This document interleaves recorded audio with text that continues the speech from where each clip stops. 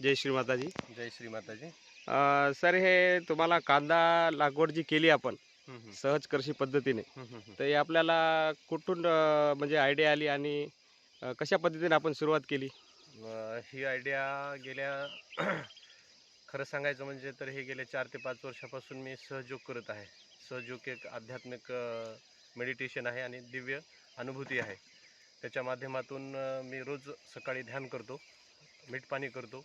हे गेल्या 4 ते 5 वर्षापासून कंटिन्यू चालू आहे, मी आणि माझं संपूर्ण कुटुंब. आणि हे करत असताना आम्ही याचे व्हिडिओ बघत असतो दुपारच्या वेळेमध्ये. आणि व्हिडिओ बघत असताना सहजयोगामध्ये एक सहज कृषी करता येतं हे मला माहीत झालं आणि त्याचे व्हिडिओच्या माध्यमातून मी बघत आलो. आणि नंतर मग मला मनाला वाटलं की बाबा एक सहज कृषी पद्धत एक आपण वापरून बघावी. खरोखरच याच्यात किती सत्यता आहे. बरं. पण खरं सांगायचं म्हणजे माताजीच्या परमचैतन्यामध्ये आणि या सहजयोगाच्या आनंदामध्ये खूप मोठी ताकद आहे. बरं सर, हे सहज कृषीचा वापर केला म्हणजे आपण नेमकं काय केलं ते आपण सगळ्यांना सांगा. मी सर्वप्रथम आमचा मित्र चंदू विश्वनाथ काकडे यांचं शेत आहे अर्धापूरपासून 2 किलोमीटरवर. आणि त्याची एक शेती आहे 2.5-3 एकर. तर त्याच्या शेतीमध्ये एक अर्धा एकरमध्ये प्रयोग करायचा असं ठरवलं. सर्वप्रथम मी कांद्याचं बी घेतलं आणि बी माताजी समोर ठेवलं आणि शेतातील माती घेतली थोडीशी, ते पण माताजीपाशी ठेवली. आणि हे ध्यानाला बसून एक व्हायब्रेशन याच्यामध्ये परमचैतन्य आपलं प्रदान करा म्हणून असा मंत्र असतो, एक कृषी मंत्र असतो. पुन्हा देवी अथर्वशीर्ष असतं, गणेश अथर्वशीर्ष असतं. असे म्हणून ध्यान करून आम्ही हे सगळं व्हायब्रेट करून घेतलं आणि नंतर दुसऱ्या दिवशी हे बी पेरून घेतलं.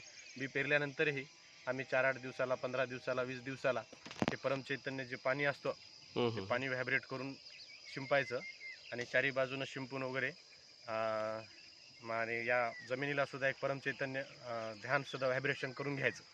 असं बऱ्याचशा गोष्टी केल्या.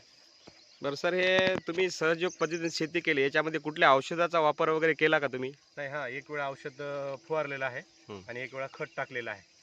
त्याच्यानंतर काही टाकलेलं नाही. नंतर मग आम्ही जे परमचैतन्य जे आपण पाणी व्हायब्रेशन केलेलं ते बरं. पाणी मात्र कंटिन्यू एक 8 ते 10 वेळा शिंपडण्यात आलेलं आहे. बरं. आणि सर, तुम्ही शेतकऱ्यांना काय संदेश देऊ इच्छिता?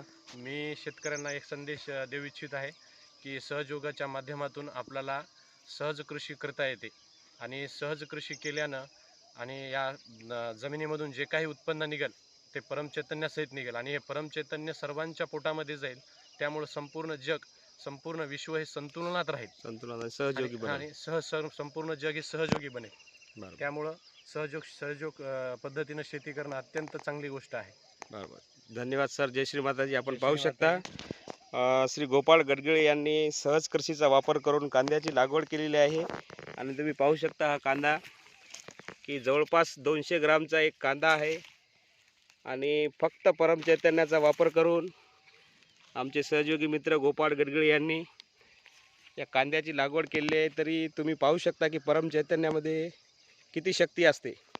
कुठल्याही औषधाचा वापर न करता त्यांनी या कांद्याची लागवड केलेली आहे.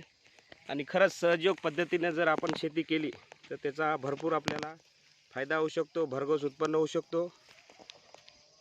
तर सर्वांना विनंती आहे की सहजयोग पद्धतीचा वापर करून आपण शेती करावी. त्याचं ताजं उदाहरण आपण पाहू शकता. या अर्ध्या एकरच्या प्लॉटमध्ये यांनी कांद्याची लागवड केलेली आहे. आणि तुम्ही कांद्याची साईज पाहू शकता किती मोठी आहे. हे सर्व श्री माताजीच्या कृपेमुळे, त्यांच्या परमचैतन्यामुळे शक्य झालं. जय श्री माताजी.